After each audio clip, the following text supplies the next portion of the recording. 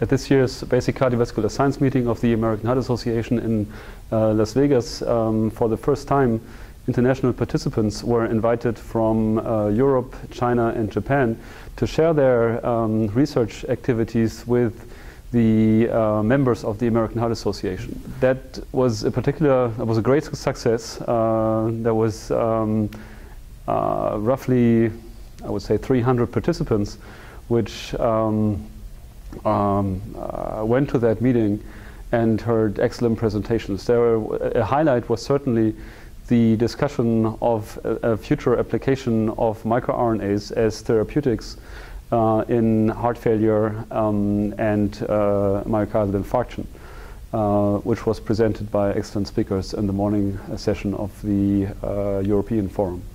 The hope is that the American Heart Association, by these activities, embraces a bit more than even in the past the International Research Society and will broaden its contacts around the world and in the end solidify the interactions with international researchers around the world. The session I had the pleasure of moderating was focusing on microRNAs, and here a couple of very interesting applications of microRNAs were discussed. One, for example, is to enhance the survival of cardiomyocytes, of heart muscle cells, after an insult.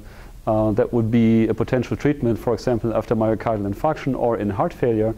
Another application would be to use microRNA therapeutics to reduce scar tissue, which has formed after infarction, which typically is the underlying cause for heart failure transition. So I personally believe that those two disease entities could benefit greatly from the introduction of new therapeutics, and one of those could be microRNA based.